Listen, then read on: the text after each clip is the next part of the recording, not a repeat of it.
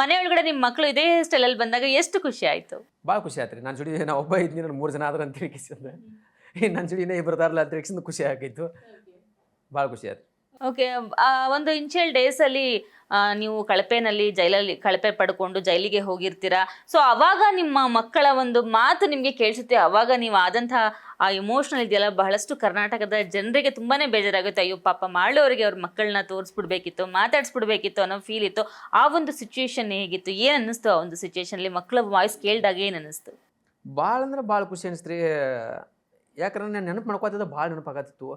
ನಾ ಯಾರ ಮುಂದೆ ಹೇಳ್ಕೊಲಿಲ್ಲ ಅಂದ್ರೂ ನನಗೆ ಮಕಾನು ತೋರ್ಸಕ್ಕೆ, ಅದು ಮಕ ನೋಡೂ ಅದೃಷ್ಟ ಆಗಲಿಲ್ಲ ನನಗೆ. ನಾ ಏನು ನತದೃಷ್ಟ, ನಂದು ದುರಾದೃಷ್ಟ ಅಂತ ಅನ್ಕೊನಿ. ಯಾವತ್ತೂ ಬಿಟ್ಟಿದ್ದಿರ್ಲಿಲ್ವಾ? ರಘು ಸರ್ ಅಷ್ಟಾಗಲಿ ನಾನು ಮಾಳೂನ್ ಮಕ್ಕಳ ತೋರಿಸ್ಬೇಕಂತ ಎಕ್ಸಿಂದ ಹುಡ್ಕೋತ ಬಂದು ಜೈಲು ಬೀಗ ತೆಗಿಕೊಟ್ಟಿಗೆ ಬಾಗಿಲು ಸನಿಯಕ್ಕೆ ಹೆಜ್ಜೆ ಇಡ್ತೀನಿ. ಆಪ್ ಆಯಿತು, ಆಪ್ ಆಗಿಬಿಡ್ತು. ಅಲ್ಲಿ ಒಂಥರ ಕೆಟ್ಟ ತಿಳಿತು. ಅಯ್ಯೋ ಒಂಥರ ಅಲ್ಲಿ ಯಾರ ಮುಂದೆ ಅಳ್ಳಿಲ್ಲ, ಅಲ್ಲೇ ಹೋಗಿ ಜೈಲಿನಾಗ ಕೂತ್ಕೊಂಡೇನೆ, ಯಾರ ಮುಂದೆ ಹತ್ರ ಸರಿ ಅನಿಸೋದಿಲ್ಲ ಅಂತ ತಿಳಿಸಿದ ಅಲ್ಲೇ ಹೋಗಿ ಒಂಥರ ಒಂದಿಷ್ಟು ಕಣ್ಣೀರು ಸುರಿಸಿನಿ ರೀ. ಮನಸ್ಸಿಗೆ ನೆಮ್ಮದಿ ತೊಗೊಂಡು ಸಮಾನ ಮಾಡ್ಕೊಂಡು ವೀಕೆಂಡದಲ್ಲಿ ಸರ್ ತೋರಿಸಿದ್ರು, ಖುಷಿ ಆಯಿತು. ಒಂದು ಸಲ ತೋರಿಸಿದ್ರು, ಖುಷಿ ಆಯಿತು. ಮಳೆ ಇನ್ನೊಂದು ಸಲ ಬೇಕಾದ್ರೆ ಕೇಳಿ, ಸರ್ ಬೇಕ್ರಿ ಸರ್ ತನ್ನಿ. ಇನ್ನೊಂದು ಸಲ ತೋರಿಸಿದ್ರು, ಇನ್ನೊಂದು ಸಲ ಬೇಕಾದ್ರೆ ಇಲ್ಲಿ ತಗೋರಿ ಸರ್. ಓಕೆ. ಮನೆಗೆ ನಿಮ್ಮ ಹೆಂಡತಿ ಮಕ್ಕಳು ಬರ್ತಾರೆ ಅಂತ ಎಕ್ಸ್ಪೆಕ್ಟ್ ಮಾಡಿದ್ರಾ ನೀವು? ಹಾಂ, ಮನ್ಯಾಗ ನನ್ನ ತಾಯಿ ತಂದೆ ನನ್ನ ಹೆಂಡತಿ ಮಕ್ಕಳು ಅಷ್ಟೇ ಇರೋರು, ಮತ್ತೆ ಯಾರು ಬೇರೆದವರೆಲ್ಲ ಬರ್ತಾರತ್ತೆ ಗೊತ್ತೈತ್ರಿ ನನಗೆ. ನನ್ನ ತಾಯಿ ತಂದೆ ಅಷ್ಟು ಬರಬೇಕಾಗಿತ್ತು ಅಂತ ಅನ್ಕೊನಿ. ಯಾಕಂದ್ರೆ ಅವ್ರನ್ನೂ ನೋಡುವಂಗೆ ಭಾಳ ಆಗಿತ್ತು. ಅವ್ರನ್ನ ಅಟ್ ಮಿಸ್ ಮಾಡ್ಕೊಂಡು ನನ್ನ ತಾಯಿ ಇಲ್ಲಿ ನನ್ನ ಮಕ್ಕಳ ನೋಡಿ, ನನ್ನ ಮಿಸ್ಸಸ್ ನೋಡಿ ಖುಷಿ ಆಯಿತು. ಓಕೆ. ನಿಮ್ಮ ವೈಫ್ ಬಂದಾಗ ಹೇಳಿದ್ರಿ ನನ್ನ ಜೊತೆ ಹಾಡು ಹೇಳ್ತಾ ಇದ್ರು ಇವರು, ಅವ್ರನ್ನೇ ಮದುವೆ ಆದಂತೆ. ಹೇಗೆ ಪರಿಚಯ ಆಯಿತು ನಿಮಗೂ ಅವ್ರಿಗೂ? ಅಂದರೆ ನೀವು ನಾ ಡ್ರೈವರ ಸಾಂಗ್ನ ಅವರು ಹಾಡಿದಾರಾ ಅಂತ, ನಿಮ್ಮ ವೈಫು ಹಾಡಿದಾರಾ? ಇಲ್ಲ, ಅವು ಮುಂಚೆ ಈಗ 5-6 ವರ್ಷದಿಂದ ಇದನ್ನಿರ್ದ. ನಾ ಈಗ ನಾ ಡ್ರೈವರ್ ಸಾಂಗ್ ಹಾಡಿ 4 ವರ್ಷ ಆಯಿತು. 3-4 ವರ್ಷ ಆಯ್ತು ರೀ ಇಷ್ಟು. ಅದಕ್ಕಿಂತ ಮುಂಚೆ ಅವರು ಸಿಂಗರ್, ನಾನು ಸಿಂಗರ್. ಹಂಗೆ 1-2 ವರ್ಷ ಅವರು ಹೇಳ್ದ, ನಾನು ಹೇಳ್ದನ. ಮನಸ್ಸಿನಾಗ ಪ್ರೀತಿ ಇತ್ತು, ಹೇಳ್ಕೊಲಾರ್ದಷ್ಟು ಧೈರ್ಯ ಇದ್ರಿಕಿಲ್ಲ. ಹಂಗೆ ಕಂಟಿನ್ಯೂ ಮಾಡಿದು. ಒಂದು ದಿವಸ ನಾನು ಧೈರ್ಯ ಮಾಡಿ ಹೇಳಿ ಒಂದಿಷ್ಟು ದಿನ ಬೆಂಚ ಕೇಸಿಂದ ಒಪ್ಕೊಂಡ್ರು. ಆನಂತರ ಮದುವೆ ಆಯಿತು, 2 ಮಕ್ಕಳು. ಈಗ ನಮ್ಮ ಸಂಸಾರ ಆನಂದ ಸಾಗರ ಆಯ್ತು ರೀ. ಡ್ರೈವಿಂಗ್ ಮಾಡ್ತಿದ್ದೆ ಅಂತ ಹೇಳಿದ್ರಿ. ಡ್ರೈವಿಂಗ್ ಫೀಲ್ಡಿಂದ ಸಿಂಗಿಂಗ್ ಫೀಲ್ಡಿಗೆ ಬಂದಿದೆ ಅಥವಾ ಸಿಂಗಿಂಗ್ ಫೀಲ್ಡಿಂದ ನೀವು ಡ್ರೈವಿಂಗ್ ಫೀಲ್ಡಿಗೆ ಹೋಗಿದ್ದ? ಹಂಗೆ ಡ್ರೈವಿಂಗ್ ಅಂತ ಹೇಳಿಸಿಂದ ಆಲ್ರೌಂಡ್ ಡ್ರೈವರ್ನ ರೀ. ಆದರೆ ಕಂಟಿನ್ಯೂ ಒಂದೇ ಕೆಲಸ ಮಾಡಿಲ್ರಿ. ನಾನು ಡ್ರೈವಿಂಗ್ ಮಾಡಿದನು, ಈಗ ಕೂಲಿ ಕೆಲಸನೂ ಮಾಡಿದನು, ಕಬ್ಬು ಕಡ್ದನು.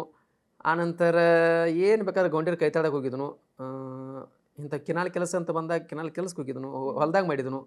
ಆಲ್ರೌಂಡರ್ ಕೆಲಸಗಳು ಅಂತ ಬಂದಾಗ ಎಲ್ಲ ಮಾಡಿದ್ವಿ. ಓಕೆ. ಈ ಸಿಂಗಿಂಗ್ ಬಗ್ಗೆ ಹೇಗೆ ಆಸಕ್ತಿ ಹುಟ್ಟಿದ್ದು? ಎಲ್ಲಿ ಕಲ್ತಿದ್ದೀರಾ ನೀವು? ಹಾಡು ಹೇಳೋದೆಲ್ಲ ಏನಾದರೂ ಕಲ್ತಿದ್ದೀರಾ ಅಂತ? ಎಲ್ಲಿ ಕಲ್ತಿಲ್ರಿ ನಾನು, ನಮ್ಮ ಅಪ್ಪನಿಂದ್ರ ಕಲ್ತಾವ್ರಿ. ನಮ್ಮ ಅಪ್ಪನಿಂದ್ರ ಕಲ್ತಾವ ಹೆಂಗಂದ್ರೆ, ಸಣ್ಣಾಗಿರ್ತಾವ ಎಲ್ಲರ ಒಂದು ದೇವ್ರ ಹೋದಲ್ಲಿ ಒಂದು ಹಾಡ್ಕೋತ ಅದನ್ನು ಬಾಯ್ಪಾಟ್ ಮಾಡ್ಕೋತ, ಸ್ವಲ್ಪ ಡ್ರಿಂಕ್ಸ್ ಮಾಡ್ತಿದ್ದ, ಅದನ್ನು ಮನ್ಯಾಗ ಬಂದು ಹಾಡ್ಕೋತ ಕುಣ್ತಿದ್ದ. ಅದನ್ನು ನಾ ಬಾಯ್ಪಾಟ್ ಮಾಡ್ಕೊಂಡು ಕೇಸಿಂದ ಅದನ್ನು ಒಬ್ಬ ಹಾಡ್ಕೋತ ತಿರ್ಗಾಡಕತ್ನಿ. ಅದನ್ನಂದ್ರೆ ಅಲ್ಲಿ ದೇವ್ರ ಹೋದಲ್ಲಿ, ಪಲ್ಲಕ್ಕಿ ಹೋದಲ್ಲಿ ಅಂತೂ ಹಾಡ್ತೀನಿ. ಅದರಿಂದ ಊರು ಹೊಂಟ್ನಿ. ಊರಿಂದ ಎಲ್ಲ ಕಡೆ ಜಿಲ್ಲಾಕ ಎಲ್ಲ ಪರಿಚಯ ಹಾಕೋತ ಎಲ್ಲ ಕಡೆ ಸುತ್ತಾ ಇದ್ದೀನಿ. ಆನಂತರ ಒಂದು ನಿಮ್ಮಿಂದ ಜಾನಪದ ಕೇಳಬೇಕಂತ ಒಬ್ರು ಆಸಕ್ತಿ ಪಟ್ಟರು. ಅದರಿಂದ ಜಾನಪದ ಹಾಡ್ನಿ. ಅದರಿಂದ ಕಂಟಿನ್ಯೂ ಮತ್ತೆ ಜರ್ನಿ ಸ್ಟಾರ್ಟ್ ಆಯಿತು. ಮತ್ತು ನಮ್ಮ ಅಣ್ಣನ ಹಂಗೆ ಜರ್ನಿ ಸ್ಟಾರ್ಟ್ ಆಯಿತು. ಹಂಗೆ ಒಂದೊಂದು ಸಾಂಗ್ ಹಿಟ್ ಹಾಕೋತುಂಟು. ಸ್ವಂತ ಸ್ಟುಡಿಯೋ ಇಟ್ಟಿನಿ ರೀ. ಸ್ವಂತ ಸ್ಟುಡಿಯೋದಾಗ ಸಾಂಗ್ ಎಲ್ಲ ಹಿಟ್ ಹಾಕೋತು. ಅಲ್ಲಿಂದ ಜರ್ನಿ ನನಗೊಂದು ಲೈಫ್ ಚಲೋ ಅನ್ಸಕ್ಕಾಯ್ತು. ಕೈಯಾಗ ದುಡ್ಡು ಆಡೋಕ್ಕಾಯ್ತು. ನನ್ನ ಜೀವನನೂ ಚಲೋ ನಡೀತು. ಅಂದ ಟೈಮ್ದಾಗ ಒಂದು ನಾ ಡ್ರೈವರ್ ಸಾಂಗ್ ಹಿಟ್ ಆಯಿತು. ಅದೊಂದೊಂದು ಚೇಂಜೇ ಮಾಡಿಬಿಡ್ತು, ಫುಲ್ ಕಲರ್ಫುಲ್ ಮಾಡಿಬಿಡ್ತು. ಅದರಿಂದ ಈಗ ಸಿನಿಮಾದಿಂದ ಸಾಂಗ ಈ ಬಿಗ್ ಬಾಸ್ ಅಂದ್ರೆ ಇಲ್ಲಿ ಬಂದು ನಿಮಗೆ. ಓಕೆ. ಇದಕ್ಕೆ ಮುಂಚೆ ನೀವು ಬಿಗ್ ಬಾಸ್ ಬರೋಕ್ಕೆ ಮುಂಚೆ ಬಿಗ್ ಬಾಸ್ ನೋಡಿದ್ರಾ? ಇಲ್ಲಿ ನೋಡಿಲ್ರಿ ನಾ. ಓಕೆ. ಮತ್ತೆ ಹೇಗೆ ಅಷ್ಟು ಧೈರ್ಯ ಬಂತು? ನಾನು ಬಂದು ಬಿಗ್ ಬಾಸ್ ಮನೆಯಲ್ಲಿ ಆಡಬಲ್ಲೆ ಅಂತ ಹೇಗೆ ಧೈರ್ಯ ಬಂತು ನಿಮಗೆ? ಆಡಬಲ್ಲೆ ರೀ, ಇರಬಲ್ಲೆ ಅಂತ ಧೈರ್ಯ ಇತ್ತು ರೀ. ಧೈರ್ಯ ಅಂತೇನು ಇದನ್ನಿಲ್ಲ. ಇವ್ರ ಜೋಡಿ ಎಲ್ಲರ ಜೋಡಿ ಹೆಂಗೆ ಬೆರಿಬೇಕು? ನಾ ಹಳ್ಳಿಯವ, ನನ್ನ ಮಾತು ಅವ್ರಿಗೆ ಅರ್ಥ ಆಕ್ಕವಲ್ಲು. ನನ್ನ ಭಾಷೆ ಇದೇ ಹೇಳಿಲ್ಲ ನಿಮ್ಗೆ. ಅದೇ ರೀ, ನಾ first of all Sudeep sir ಅಭಿಮಾನಿ ರೀ. ನನಗೆ ಅವ್ರನ್ನ ನೋಡಬೇಕು ಅನ್ನೋದು ಭಾಳ ಹಠ ಇತ್ತು. ಅವ್ರು ಎಷ್ಟೋ ಸಲ ಬೆಂಗಳೂರಿಗೆ ಬಂದಾಗ ಅವ್ರನ್ನ ಮೀಟ್ ಮಾಡೋಕ್ಕಾಗಿಲ್ಲ. ಅವ್ರು ಮೀಟ್ ಮಾಡಿಸಂತ ಎಷ್ಟೋ ಜನಕ್ಕೆ ಕೇಳಿಸ್ರು ನಮಗೆ ಅವ್ರಿಗೆ ಮೀಟ್ ಮಾಡಿಸೋಕ್ಕಾಗಲಿಲ್ಲ. ಅವ್ರು ಅಲ್ಲಿರ್ತಾ ಸ್ವಲ್ಪ ಅದನ್ನೇ ಹೇಳಿದ್ರು.